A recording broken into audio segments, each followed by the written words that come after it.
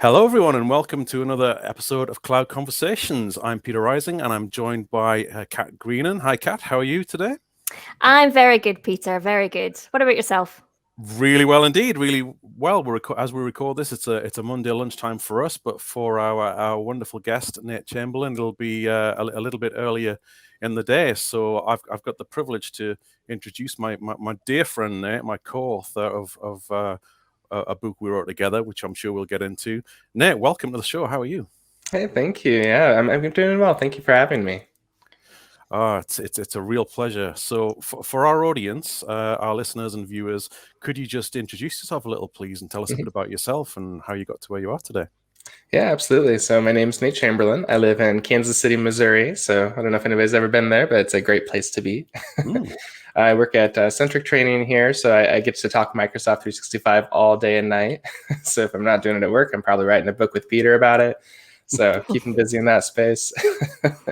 I'm very passionate about community and just building up people, not necessarily just in tech, but we all have opportunities every day to lift somebody up. So very passionate about just making people feel seen and heard. No. Absolutely. And your career background, let's start with that a little bit if we could. And I know that your background is very much rooted in SharePoint, but more recently, as you've already alluded to there, you're more on the training side of things with Centric. You're a Microsoft certified trainer, and empowering M365 users to adopt and utilize modern workplace technologies. Can you share with us a little bit about how that career path came about, and was that an easy transition or difficult transition for you to make? Mm-hmm. Yeah, so it was really an accident. I started as most things are. right. Often the case. Right. But it's probably around, I want to say 6 years ago now, somewhere in there. And I was just working as an administrative assistant. I was trying to find my footing and figure out, what it is I'm supposed to do with my life. And at the time, I didn't know anything about SharePoint. And we had it at a university that I was working at. And somebody asked me as my boss at the time, and I owe him a lot for where I am at today. But he asked me, do you know anything about SharePoint? We'd like to build our intranet on it. As I've never heard of it, but I'll do it. So took the challenge. They invested in a conference pass for me to go and learn a little bit more, and then I did a lot of self-education, just using YouTube and Google, my old pals there, and then eventually got to the point where I could start building in SharePoint. So that is where it's all rooted. But the training thing kind of came around years later when I started dabbling in it. Speaking at conferences, SharePoint Saturday, when that was still a thing. I'm sad to see that go, of course. But, just any opportunities that I could, whether it's virtual or in person, just trying to get my voice out there, practicing public speaking. I don't think I'm ever going to be perfect at it, but, we do it a little bit more and we get a little more comfortable. And eventually we get to the point where we're full-time trainers, or at least that was the case for me, where, I did it at work, I did it at conferences more and more. And eventually in my last job before Centric, I did a series of lunch and learns, and I was just so passionate about that. And I remember when it was over, I'd think, I just want to do that more. I just want to do that all day. Lunch too. I'd like to have lunch all day. That would be great.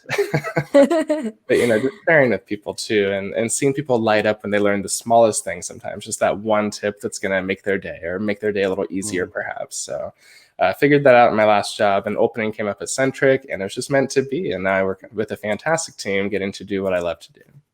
Oh, amazing. I did have a question actually around end user training, because I've dabbled in end user training, and I found that, it can be so tough when you're someone who's not technical and you have to learn these products, Teams and SharePoint. Even the concepts of them can just be pretty overwhelming if you're, not used to working with these types of tools. So what's your kind of approach to end user training? What would you say is the best place for a beginner to get started out with something like SharePoint and Teams? Mm-hmm. Yeah, so for me, it's kind of the more familiar features. So I often ask people before we even start, what is it you're currently using to be productive? And we usually hear things like, oh, I use my phone to text people. Maybe they use Skype still and they're transitioning to Teams. So I try to figure out where they're at as a starting place, and we start there. So for example, if they know how to, instant message, or they know how to, send emails, maybe we start from those places and we talk about real scenarios, and we say, oh, well, maybe you start your day checking your email. Maybe you look at your task list, and we see what's available to take that to the next level and how it all eventually overlaps. And so many people, when you ask them, do you use Teams? They might say yes. And then you say, how well do you know Teams? Oh, very well. We've been using it for a couple of years. But they're only using chat, right? Yeah. Yes. So we then ask more specific questions. We say, do you know about channels inside of Teams? And do you know about adding apps and stuff inside of Teams? So it's really kind of a conversation whenever I'm training people, but always start with what they know, build on that, and then expand. Yeah, it makes it easier, I guess, to relate it to something. So they have like a starting point and they can kind of compare it, go from there. And then real work scenarios is a really good tip, to make it relevant to them and, what's in it for them. How are they going to benefit from actually using it? So I think, it's great. And I think that'll resonate quite a lot with you, Kat, won't it? Because you do a lot with Teams and adoption yourself, don't you? And in that space. I do. I absolutely love it. And the reason I guess I want to find out more as well is the tips and tricks I love. And I noticed you've got so many great tips and tricks, not just for Teams, which is obviously where I specialize, but for kind of everything in Office 365. So how do you kind of, I guess, when you're coming up with these tips and tricks, is it just things you've found out as you're working, or do you kind of plan out, okay, here's some things that I know that would be useful to share, because they're so useful. There's things I'm looking at and I'm like, oh my goodness, hide your profile on LinkedIn, and just lots of little tidbits. But yeah, it'd be great to know your process around that. Yeah. Well, I think you'll be surprised to know that it's all happy accidents and everything's a coincidence. I love that. But nothing's really planned. It all comes about, something really comes up at work or something comes up in my personal life. And it's like, oh, you know what? I need to capture this because in about 3 minutes, I'm going to forget it forever. So it all started that way, actually. My blog started as a way for me to kind of document what it was that I want to remember from one job to the next. And then before I knew it, I started getting more visitors and it became a full-fledged site, but it still really is just a place where I put tips out there that have truly been helpful. Things that I needed to know at some point that I wanted to share with other people. Definitely. Awesome stuff. And you talked a lot about the community there and speaking at events and all the good stuff that you do. And that has led in no small part to you becoming a 3-time Microsoft MVP now in Office Apps and Services. Could you talk a little bit about your MVP journey and what that means to you and the wider community itself? Yeah, so I remember when I first wanted to be an MVP was at a SharePoint conference, and I just saw so many people who were an MVP, and they just seemed, so cool. They were behind the podium, they were teaching people the stuff that I cared about, and I was like, I want to be just like them when I grow up. And this is 6 years ago. But I just wanted to reach that level, and so I pushed myself, and that's when I started getting into public speaking. And before that, I never really did. I wasn't comfortable with it. I'm an introvert by nature, so the idea of doing what they did was intimidating. But I knew it was something I wanted to accomplish. It was a goal, personally. So I went after it. It didn't come easily. I remember I think I tried for 2 years, maybe 3 years, continually updating those contributions, reaching out to people, trying to figure out what it was that I was missing. And at the time, I know there was a lot of restructuring and changes in the program, and they were quite far behind on a lot of things. So it was a difficult time to try to get in anyway. And I gave up. At one point, I gave up and I said, you know what? This isn't for me. What I'm doing is meaningful with or without it. And I just wanted to keep doing it. So I did. And I did give up, but it was also quite public in my giving up of it. I just said, you know what? This is no longer a goal of mine. And somebody from the MVP community, which is such an awesome thing about our community, they reached out. They heard me. I was obviously not, pleased with where I was, and they said, let me help you. What is it that we can do to, get you to the next level? And had they not reached out, I probably wouldn't be where I am today. The MVP award is not my identity. It's not the only thing that I've ever done or will do. But if it weren't for that step and that small recognition, which I'm so grateful to have had now for 3 years, I'm not sure that I would be a trainer today or that I'd have the passion for community and technology that I do. Wow, amazing. What would you say, because obviously it's your 3rd year, congratulations as well, by the way, 3rd year of MVP. What would you say has been the most impactful thing that's happened to you in your tech career since becoming an MVP? Has that kind of changed things slightly or for the better? Yeah. So, some people don't know what it is. I remember I worked at some jobs where they'd never heard of the MVP, and that was fine. So it doesn't always get me too far in some circles, but it does, I think, open doors for a lot of speaking engagements where if sometimes there's this, I don't know if it's a reality or just an impression I get, but if you don't have that badge, sometimes I feel like the door is closed, like not even a consideration. So I'm grateful that that door is open, and I hope we see change in that space too. I don't think it should be a prerequisite for any event. But it does feel that way sometimes, that if you don't have that certain credential, whether it's MVP or MCT or whatever, even a college degree sometimes, then that door is just not going to open for you. And it's not really a fair barrier to entry by any means. Some people are doing amazing things that will never try to get they won't apply to get the MVP award or anything. So we all kind of come at life from different angles, and for me, it certainly has helped open some doors, but hopefully isn't the only thing. I think you're entirely right, Nate. I think I found the same in that before I was awarded. I did find it more challenging to get into some speaking engagements. Not some, but others. So it was a mixed bag. I mean, one of the maybe examples of that would be trying to get noticed to become one of the Ask the Experts at Ignite, that sort of thing. If the MVPs are always going to be noticed first for that sort of thing.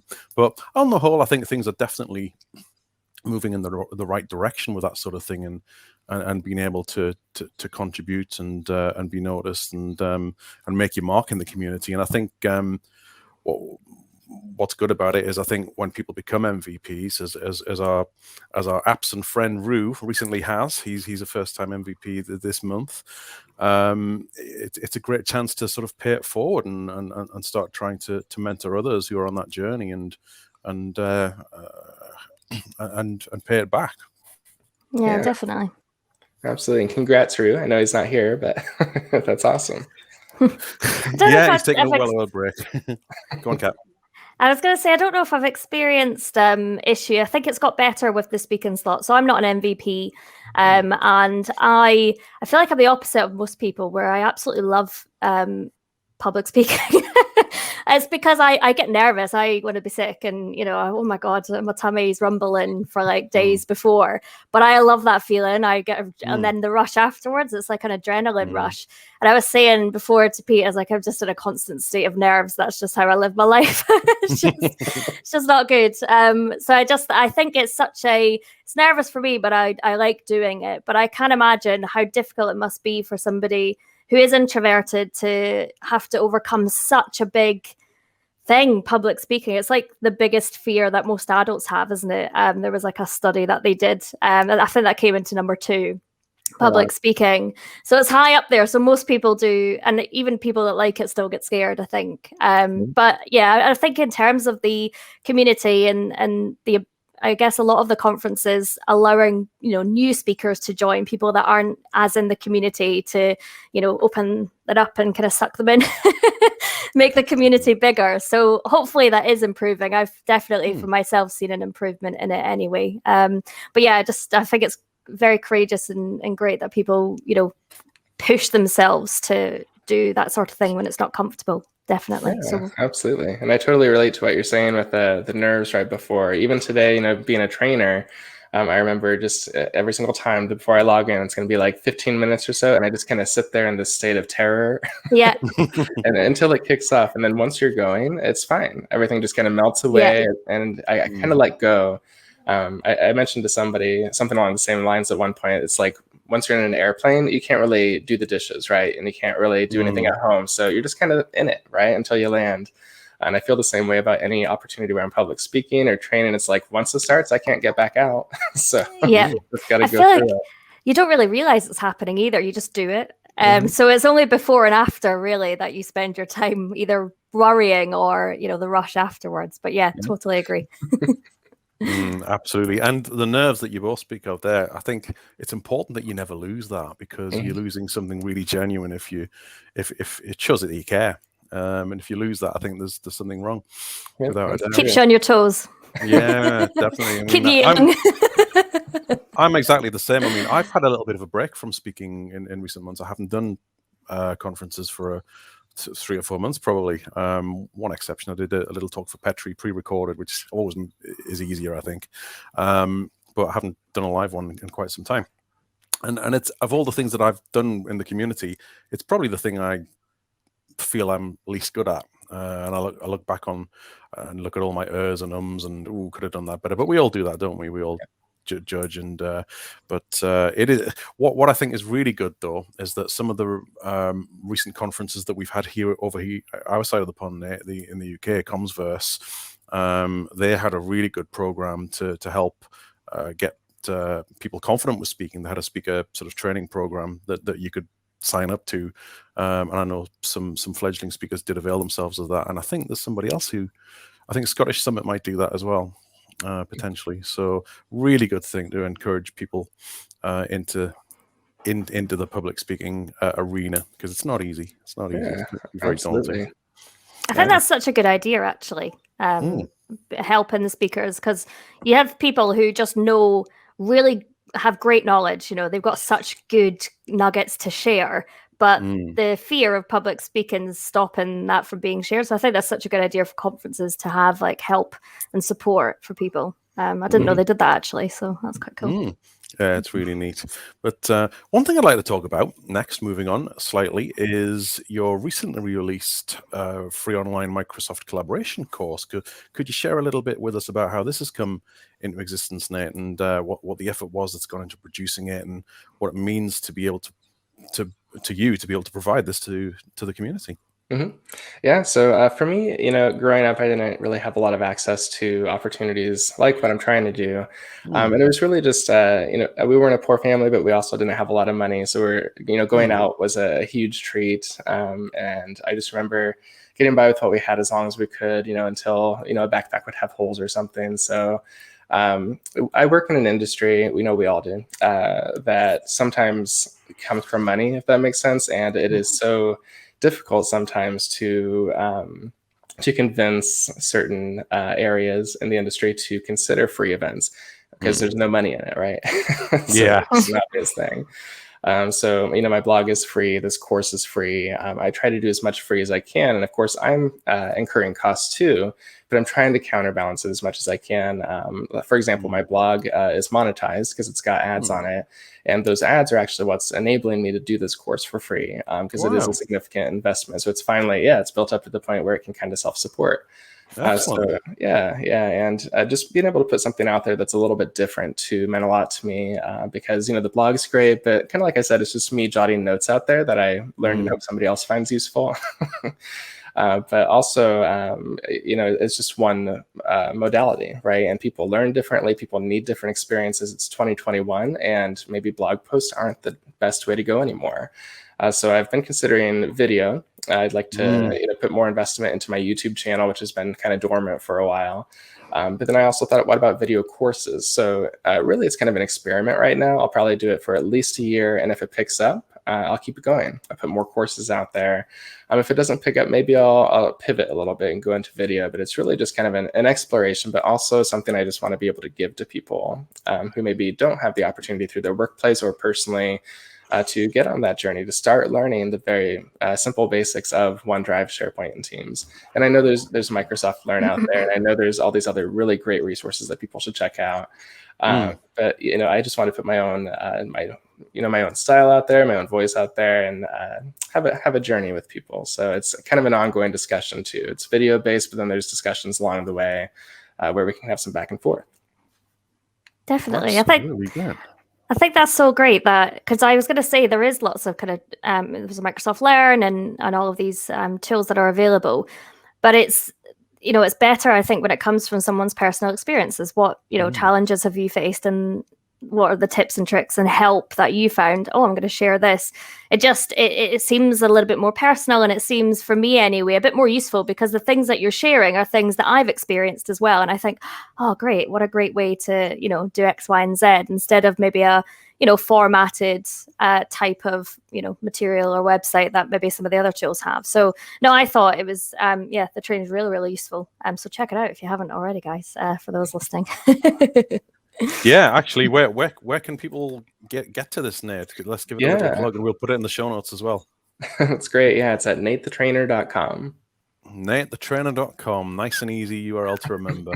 We love it. Fantastic. And your website is so good. I've always loved your website, and the frequency with which you sort of publicize that on Twitter, especially. I'm guessing, I've always meant to ask you this. You must have some sort of timed posts going on there for that, I'm guessing. I do, yeah, and it's got this really trendy name. It's Revive Old Posts. Ah, cool. So, yeah. Nice. It's not the catchiest thing, but it does the trick, and it's kind of cool because you can put in different filters. So I've got, I think, somewhere around 300 blog posts, and you just add the Revive Old Post plugin to, mine's a WordPress site.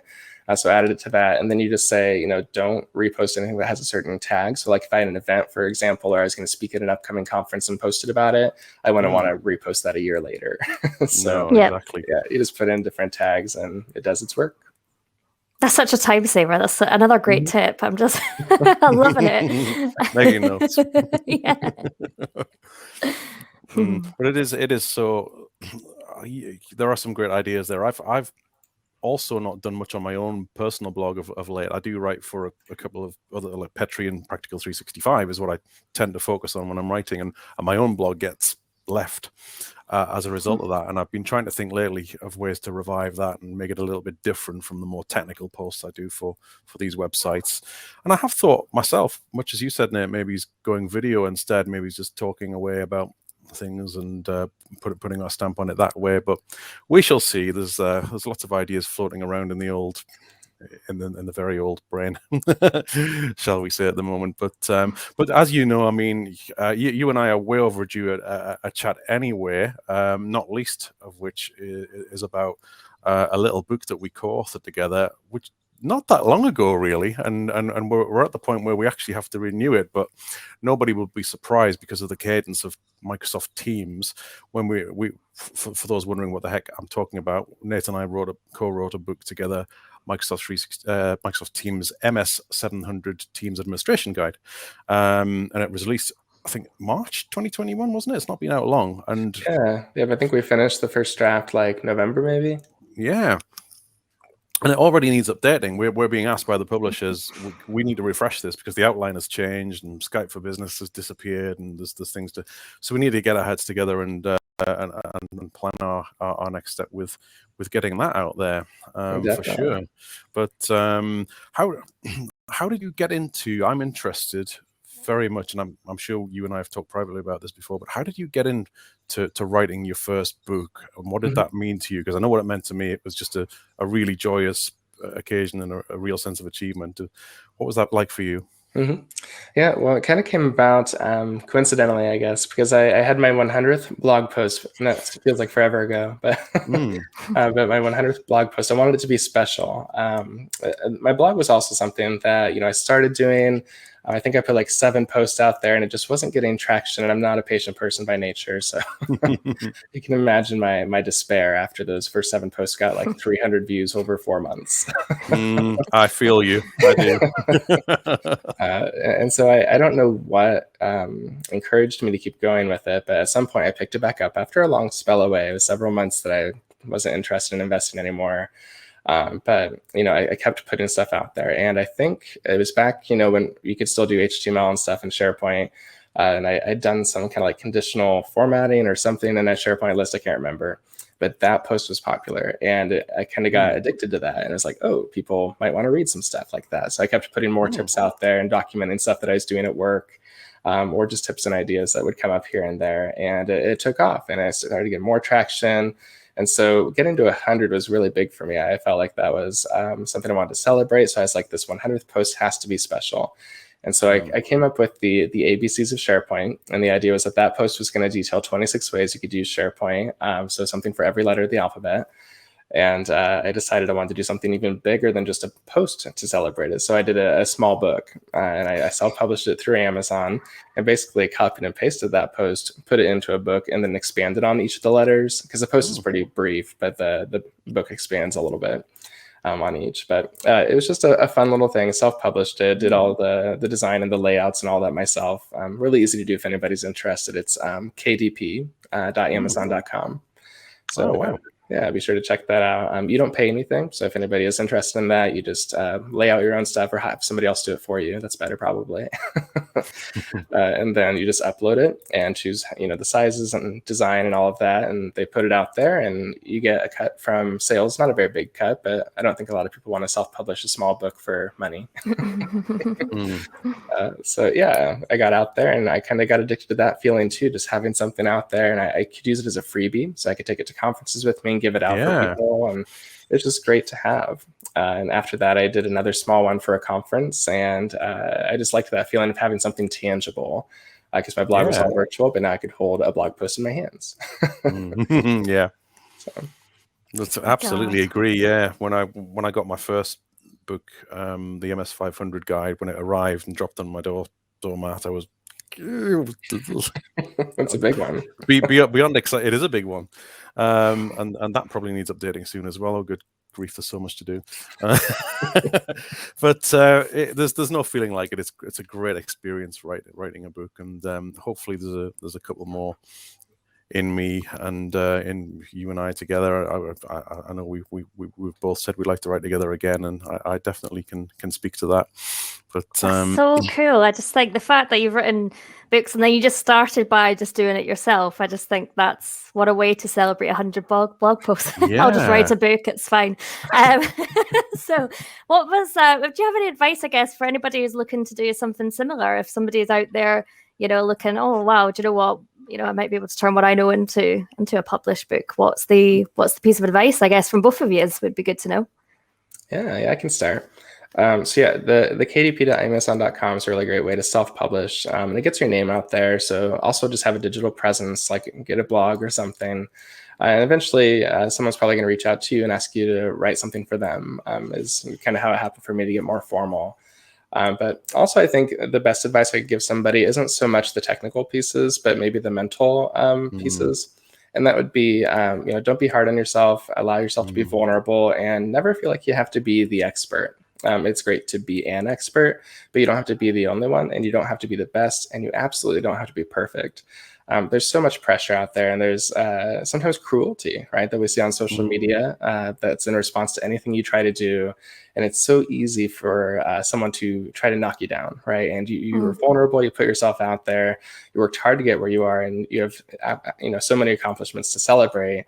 And for somebody to just go and comment, try to push you down a rung or something, it's easy for them to do, even if you put a year of work into something. So try to build up resilience to that. I know that's tough, and it's so much easier said than done, but that's the best advice I have, is to practice that resilience to what can be a tough community, a tough audience, and to just putting yourself out there and allowing yourself to be imperfect. Amazing.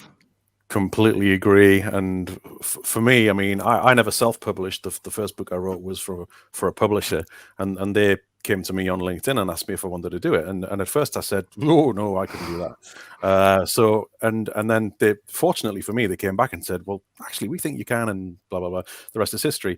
So I would say, don't doubt yourself. Back yourself to do this. You can do it. If somebody has reached out to you and based on the expertise that you've got and you've demonstrated in other areas, then say to yourself, yeah, actually, maybe I can do this. And if you don't feel like you can do it alone, then go out and find an awesome co-author like Nate, because it is so nice writing together, and it halves the workload as well, which is crucial on something like Teams, because we realized immediately when we took this on, we got to get this book out quick. And that was so true, because 6 months down the line, we're already having to think about a second edition.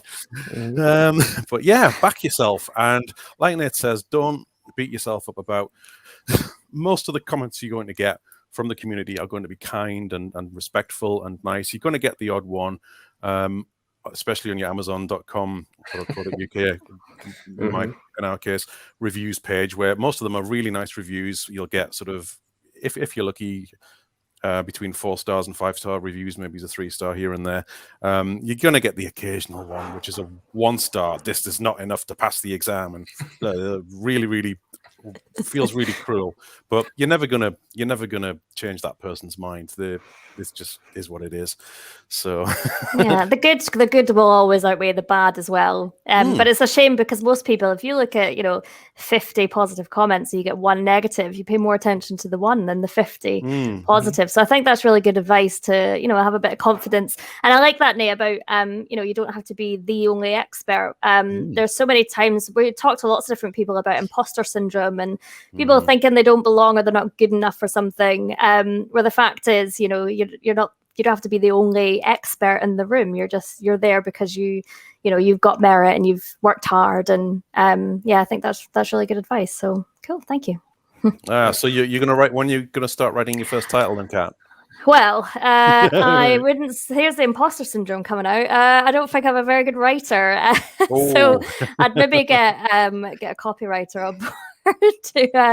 I love sharing the tips and tricks because I've got a blog myself, collabwithkat.com. We'll give that a little plug since we're here. And it's focused mainly on teams, and that's fine. But yeah, I just think it's such an accomplishment to write a book and be an author, and I just think that's great. So maybe one day, I'll definitely consider it, and I'll take your advice on board if I do. That'd be great. Fantastic. Never rule anything in or out. I always say you just never know. But, excuse me, sorry. Changing subject just a wee bit then. This has all been great talking about technical stuff, but let's talk a little bit about life and journeys and all that good stuff. And I'd like to touch on a little bit about you being as a member of the LGBTQ community. Could you share a little bit about your story and some of the challenges or barriers that you've potentially encountered in your life and career? And do you feel that we're on the right sort of path and making progress in relation to celebrating the diversity that we have in the world? How do you feel about that just now? Yeah, so starting with the current state, we've come so far from where I began just in my career journey. And of course, in my personal journey too, I grew up in a very rural part of Iowa, and I don't know if you're too familiar, but that's known as the stereotypical corn state. It's very farmy, right? But there's some bigger cities like Des Moines and Iowa City and stuff. But I grew up in a town of 600 people, and you can imagine being different there. Period. Not just being gay, but also anybody who's a person of color would have a very different experience in a town like that. You can imagine there was maybe, trying to think, a handful of students of color in my high school. And I can't remember more than, I want to say like 3 people maybe in high school who were gay. And sometimes you don't find that out until after they've graduated, right? So it's a very kind of hush-hush way to grow up, I think. And that kind of impacted me a little bit getting into my career life. I took that with me. And college was when I first started to try to be out, And I say try to be because it's a process and it's something you don't just do once. You don't say, hey, I'm out, and then you're out forever. In fact, what I learned the hard way in my career journey was just that I was going to come out again and again and again, not just, to my friends, but to my coworkers, my potential employers. And it's so difficult because sometimes you don't out yourself, but somebody else outs you without your consent. Because it's just such a multi-layered thing. But anyway, so backing up a little bit. That's something that I had to learn, was just that even though I was finally to a place where I felt okay and safe to say that I'm gay, I didn't always feel great about having to tell people again and again and again, or remind them, or to hear people say things like, where does your wife work? Or just people making assumptions, right? And you have to continually correct them and come out again and say, oh, actually my husband. And they're like, oh, and then maybe they stop talking to you, or maybe just talk to you differently going forward. So it impacted some working relationships in that way. Just if you're going to be yourself, it comes at a cost, is what I learned. And that was unfortunate. But I've been really fortunate since moving away from more rural areas into more populous areas, where I'm no longer like the only gay person in the office. So that's really kind of changed my life for the better. It was just moving to a university campus, I remember, and working there openly gay, and there was somebody else who was also openly gay, and not just one, but so many. So I was really fortunate to get to witness their example, to see them being out and proud and loud sometimes, and just loving it and living it and being accepted and embraced. That opened my eyes and told me, you know what, risk it. If people don't want to talk to you, if they don't want to be associated with you, or if they're afraid to ask you questions after you come out to them, then maybe it's not worth the conversation anyway. Completely. Yeah. So Absolutely. absolutely in a better place now. You know, I've been out for quite a long time now, but I'm so fortunate to be on the team I'm on now, because even my more recent positions before this one, it wasn't always easy. You can work with people who shut you out, not intentionally, but just they're nervous, right? People don't know how to, you know, talk to people who are different, or they're afraid they're going to offend too easily. And it is easy to offend. I get that. But I'm now on a team where I don't feel like anybody's tiptoeing around me. And that means so much, because I can just let loose. And I feel like they can too, because we pick up on each other, right? If you're nervous, I can pick up on that. Sure. But really fortunate now, I guess, to be on that team. Wow, Oh, that's amazing. absolutely awesome. I've got, so one of my siblings, part of the LGBTQ plus community. I'll say plus now because they're in the plus, and they've just turned 18, and they came out a few years ago, and what they found is, because I was a bit confused about things, and I didn't really understand, you know, what they were going through, and it's not something I'd ever experienced before. And they were like, just ask me anything you want. Just honestly, just ask me. And I was like, okay, so what does this mean? And they're just like, okay, so it's this.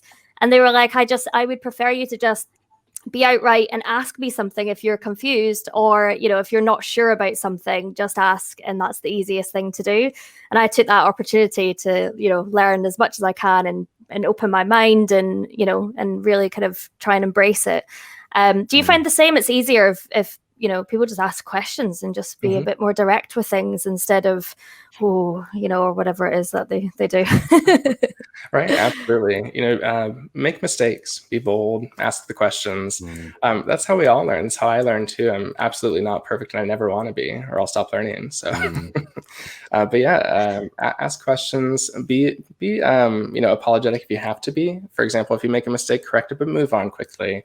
It happens to all of us, and nobody wants to dwell in that awkward space, right? Where you make an assumption, such as the example that comes up frequently in my life is, where does your wife work, right? And so with something like that, all you have to do is, you know, when someone corrects you and say, oh, actually, my husband works at blah, blah, blah, then, you know, when you get this, say, oh, sorry, and just move on. Don't make it awkward. Don't dwell. Or, you know, what's even better? Ask about my husband. You know, just get a little bit deeper and show interest in that life that is different. Yeah. Amazing. Absolutely. And this is one of the things that, when we started this show, we always wanted to highlight stories from all walks of life, and we've tried to share stories about well, women in tech, and problems with encountered by people of color, and the barriers that they face. And I don't pretend to always get it right. I like to take the approach of asking questions and having the conversation, because that's how you learn. As you say, I'm sometimes a bit worried that I'm not going to phrase it correctly, because I'm an old 49-year-old fool, basically. But it's better than not trying, isn't it? And I found that that's worked best for me, and you learn so much. But I've been quite fortunate in my life, in regard to the fact that I grew up. My cousin Kevin is gay, and he lives at the opposite end of the country to me now. I'm in the northeast of England. He's down in Cambridge, where he lives with his partner Alfonso, and they taught me so much from an early age about what it was like to be different. Because Kevin lived with us for quite a while. He's more like my big brother than my cousin, because he lived in our house for many years. So I learned so much from him about what that meant, and how difficult it was for him. But I think about how things have changed for the positive in so many ways in the time that I've been alive. I mean, when I went to school way back when, in the 80s, we moved house when I was about 8 years old, so I had to change school. And I was very quiet and very naive, and got picked on quite a lot and teased, that sort of thing. And in the new school, when I joined, a couple of the other boys sort of shouted out to me as I was going up the stairs, "Watch out, Peter, I won't say the word, is behind you." And they were referring to a girl of color. And I had no idea what the term was that they'd said. And I reacted, and I just oh, I'd better do what they say. I had no idea what they were saying. And I shudder when I think of that memory now at how cruel that must have felt to that poor girl, and how in those times it was just a normal thing to do. But so I think we've come so far, but we still got so far to go in a lot of these situations. Would you agree with that? Oh, absolutely. Yeah. Yeah. Just hearing that breaks my heart to think about those experiences. Excuse me, that are so different from ours. Yeah, we know we all kind of get stuck in our own tunnel, if you will. But we're all so fortunate to often. Yeah, so it's good to hear that, to be reminded that those stories are out there too. Yeah, definitely. And the trick is, I think, that we are just going to try and keep talking, try and learn from each other, understand each other, be tolerant of each other. We're not always going to agree. I think recent life and politics in both the US and the UK have shown that there's deep divisions, and will be for some time.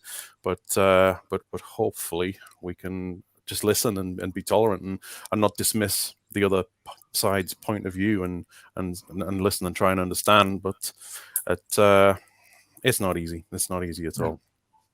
But anyhow, very deep conversations. Let's move on a little bit and talk about some fun things. Let's talk about movies and music and entertainment and the obligatory question that we ask all our guests. We'll get to that in a moment. But what I do want to touch on a bit, you and I have talked a little bit before about various similar interests that we have. One of which, if memory serves, we haven't talked for a while. We're both fans of Hamilton, aren't we? Yeah. Have you ever been to see Hamilton live, Nate? Oh, it's actually coming to Kansas City next year, so I'm hoping to get a ticket, but it's so hard. The minute they go on sale, if you're not part of that. Yeah, absolutely. No, because I love that show. I've never been to see it live. I'd really like to, because in the UK it plays at the Victoria Palace Theatre in London, which is a beautiful old theatre, and really would like to. Tickets are hard to get as well, I believe. But I was introduced to it, as many people I think probably were, during lockdown when it came on Disney Plus, and saw the original Broadway performance with Lin-Manuel Miranda and the original cast, and I just became obsessed with it. I promise I won't do it, but I could sing the whole of My Shot from start to finish, which is that's awesome. That's tough. It took me a while to learn it, but that should be one episode of Cloud Conversations. It's just Peter singing. I love that song. Are you familiar with Hamilton, Kat? Have you watched it? I'm not. I'm really not. I have no idea what you're talking about, but it's fun to listen anyway. But it's funny though. I mean, looking back, I was never a big musical fan, and my dear wife Louise, it's all her doing. She's always loved musicals, and when we first got together, I was, I don't want to watch musicals, and I could not be further from that now. I just, over the years, she got me into them, and I absolutely love them now. I watch them, I learn the songs, I sing away, I dance around in the kitchen when nobody's looking, and nobody wants to see that. Again, another episode of Cloud Conversations, part 2, Peter Rise and dancing. Trust me, nobody wants to see that.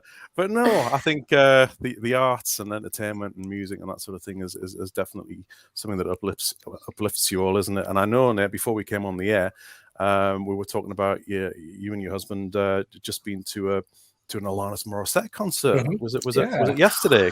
It was actually Saturday. Was it Saturday? Right, cool. And what was that like? That must be awesome. Gosh, it was amazing. So we've of course had COVID to deal with for quite a while, all of us.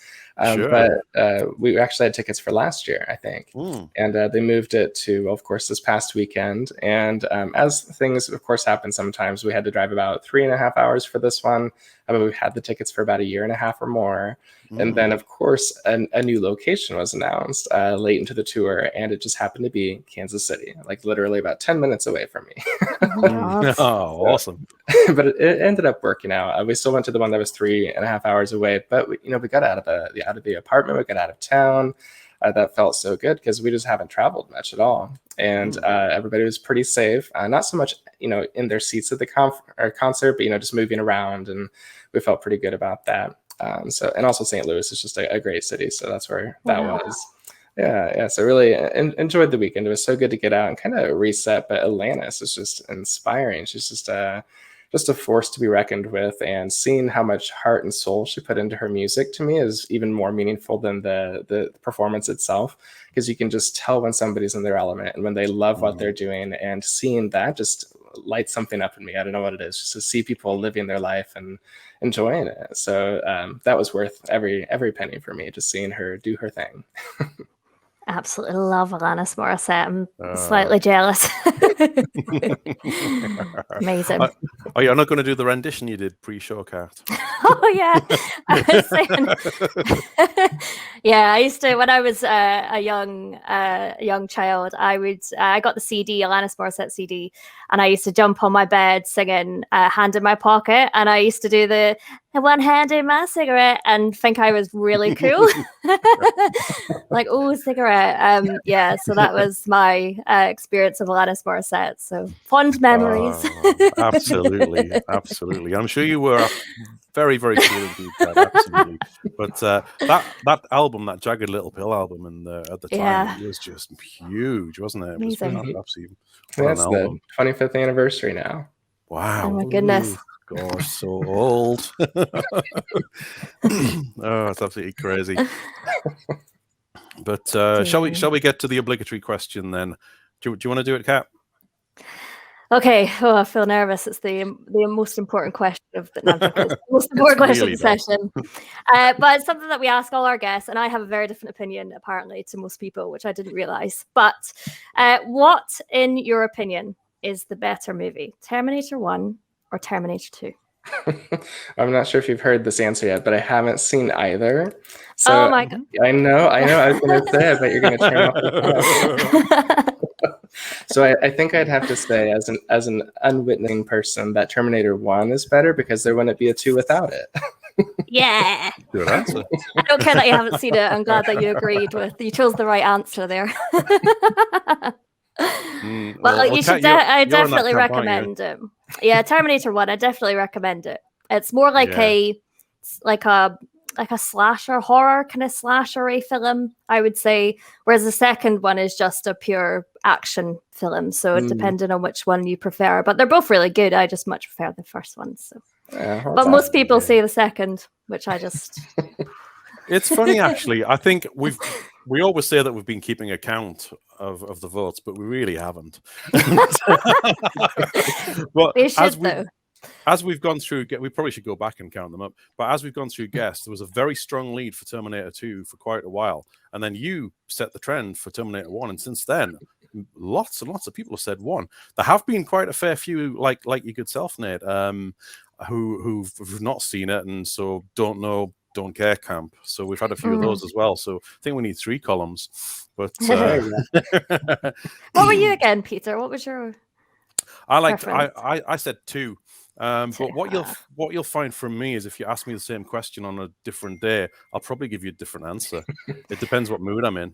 I remember when you sent the on Twitter, you did the top 10 films, and then you did it one day, and then you replied and you said, "Actually, I've changed my mind today," and it was 10 totally different films. Yeah. I was like, oh, completely. It went from like action to rom-coms to you know to everything. It's like, wow, it really does depend on your mood. Then get you on a good day, and that's when I'll get my my answer. I mean, my taste in films, music, it's very eclectic. It's right across the spectrum. I'll watch pretty much anything. Unless it's got snakes in it, because I don't like snakes. So no Indiana Jones then? You don't like it? Well, that's, funnily enough, I love Indiana Jones, but I just can't watch half of it because I'm terrified. I'm like Indiana Jones himself. Snakes. Why did it have to be snakes? So, they are my phobia. I am absolutely terrified of them. So just make me shudder. I just hopefully I will never encounter one. Louise often reassures me that I probably won't, but looking out the window now, I'm thinking there's probably somebody in the street who's probably got a gigantic one as a pet, and it's probably going to pop up the toilet at me one day. This is what I think. That's what keeps you up at night. Yeah, this worries me greatly. I'm probably overthinking it though, but but no, I like a bit of everything in films. I'll watch most stuff. Louise says, well, she's the opposite of me. She's a bit of a film snob. She'll not watch a film if it's less than a 7.5 score on IMDb, and I think, well, you're missing out on so much because that's just other people's opinions. But but how about you, Nate? What's your sort of taste in movies? What's your sort of passion in that sort of thing? Yeah, well, I think it kind of changes too. I'm not really big into too many romances or anything, or action really. I used to really love James Bond, but I grew out of that. Now that's not even up there anymore. But I think these days I'm looking for the soulful stories that aren't similar to anything else. I want to see, like I'm thinking right now about a TV show, actually. Have either of you seen Pose? No, I've heard of it, but I'll have to check it out. Yes, it's perfect. That's probably the best example I can give right now of my current interest is just, lives that I'll never live, things that are just so inspiring to see people overcome, whether it's fiction or historical. Called a Midwife is another good example. Oh, love it. Right. But just the stories like that is something that we know we can't time travel. We can't experience what that was like, but to come out of such adversity and to have such compassion and heart and live a life like that. Wow. So I'm looking for those kind of meaningful stories just to kind of live vicariously through them and open my mind a little bit.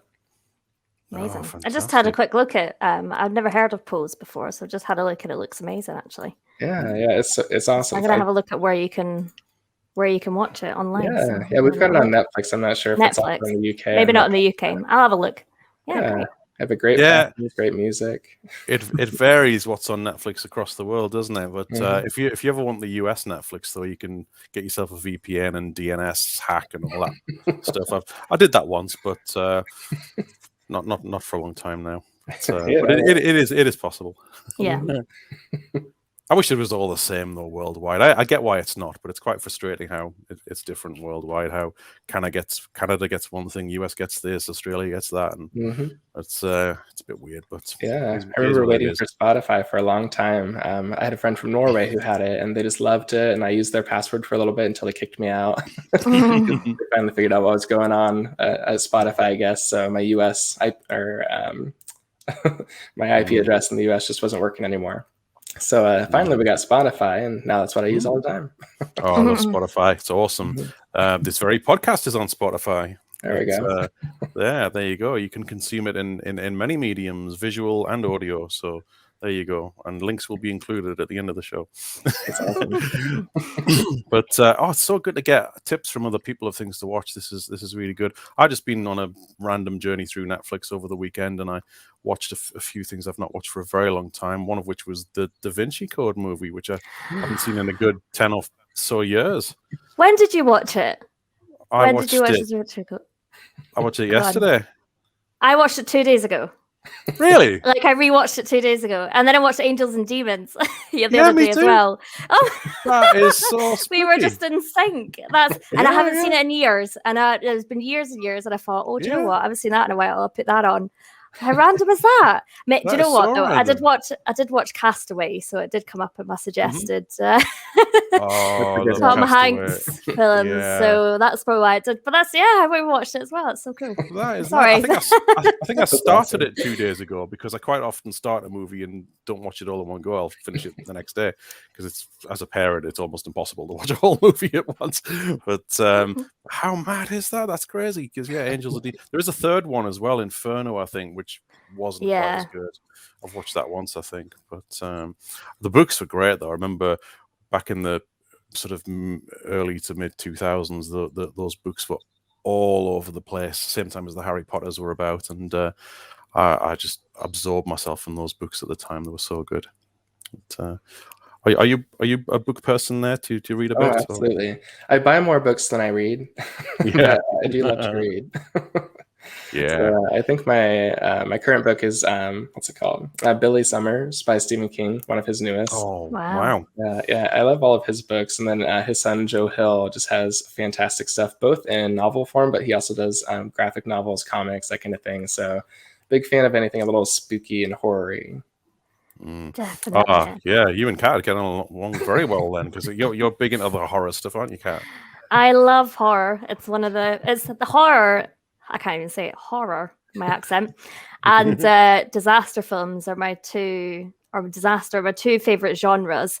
And then if you kind of put them together in like a Cloverfield type scenario, then it's just heaven for me. But yeah, absolutely love Stephen King. And I can't believe I was watching an interview of him on, I think it was Jimmy Kimmel Show or something like that.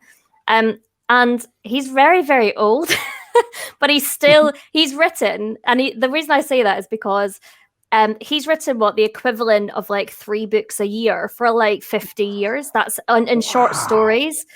That's how much he's written. And I was just thinking, how can one person have that much creativity and stories in their head? And he has more. And he says there's so many that I didn't get to write. Just so many ideas where I just started it and then it never came about. And then I went back to it. And I just thought that was absolutely amazing. So yes, there's too many to count. I just don't know how someone can have that. Right. That is incredible, isn't it? Absolutely incredible. Creativity.